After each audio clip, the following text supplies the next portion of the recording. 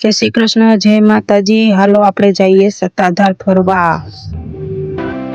હાલો આપણે પૂગી ગયા છે સત્તાધાર. તો હવે આપણે અંદર જઈશું સત્તાધાર. તમે જોઈ શકો છો બધા સત્તાધારનો નજારો. આ છે વિશ્રામ ગૃહ. જે આવ્યા હોય એને વિશ્રામ કરવાનું. અહીંથી અમે જઈ રહ્યા છીએ આગળ. તો અહીં તમે જોઈ શકો છો આ છે ભોજનાલય, જ્યાં તમે જમવા જઈ શકો છો. તમે એનો નજારો જોવો, ખાલી નજારો ના જોવો. કેટલો મોટો મંડપ બાંધ્યું છે. અહીં જોઈ શકો છો સત્તાધારની ગાયો નીકળી છે. તમે જુઓ, ગાયો જુઓ. આ છે પાડાપીની સમાધિ, જીવરાજ બાપુનો પાડો. જે કાપે નહોતો કપાતો, અત્યારે પાડાપીની સમાધિ બનાવવામાં આવી છે. તમે જુઓ, જય પાડાપી, જય જીવરાજ બાપુ.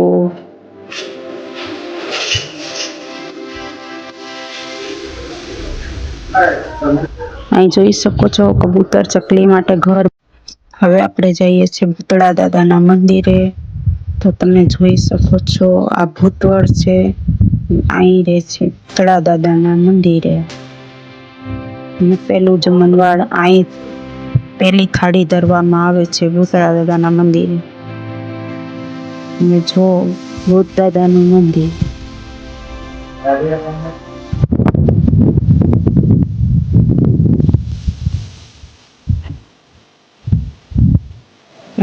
ભૂતવળ તો જુઓ તમે.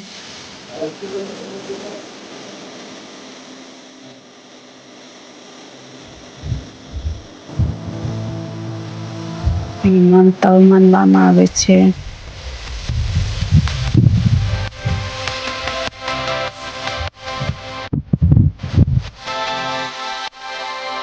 ભૂતળા દાદાનું મંદિર આ છે.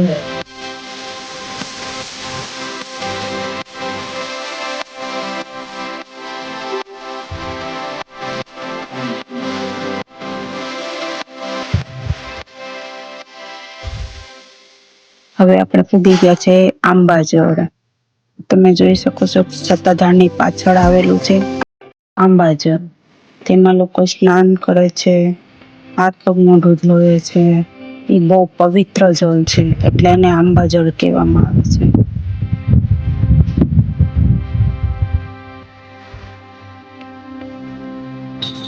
તો અમે પણ એમાં હાથ પગ ધોયા.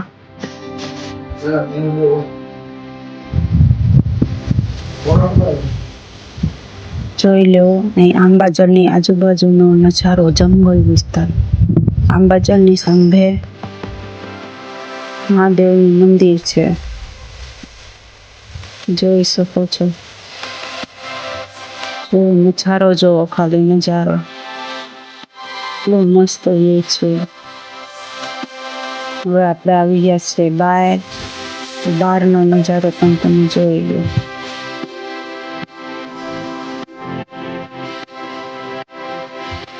જોઈ શકો છો.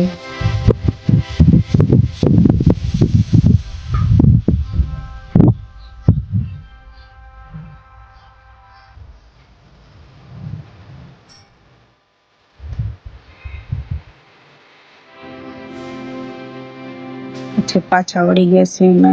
હવે જઈએ છીએ ઘરે. તો તમે ત્યાંનો પણ નજારો દેખાડો બહારનો. તમે જોઈ શકો છો બહારનો નજારો. આખો જંગલ વિસ્તાર છે.